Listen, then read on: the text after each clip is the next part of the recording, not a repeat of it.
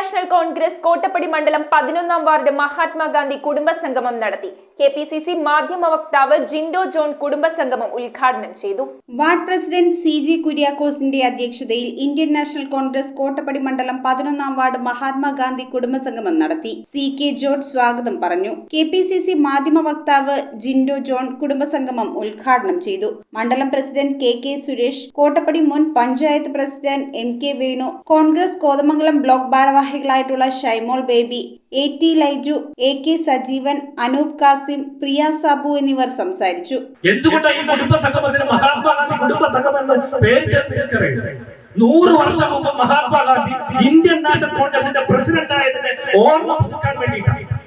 Indian national കോൺഗ്രസിന്റെ president ആയിരുന്ന മഹാത്മാഗാന്ധി ഒരൊറ്റ വർഷം മാത്രമേ ആ സ്ഥാനത്ത് ഇരുന്നിട്ടുള്ളൂ.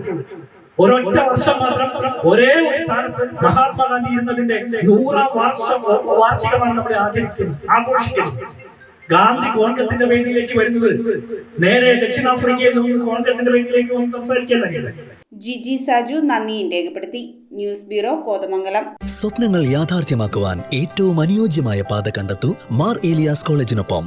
അണ്ടർ ഗ്രാജുവേറ്റ് മുതൽ ബിരുദാനന്തര പ്രോഗ്രാമുകൾ വരെ നിങ്ങൾക്കായി ഒരുക്കിയിരിക്കുന്നു. ഏവരെയും ഞങ്ങൾ സ്വാഗതം ചെയ്യുന്നു.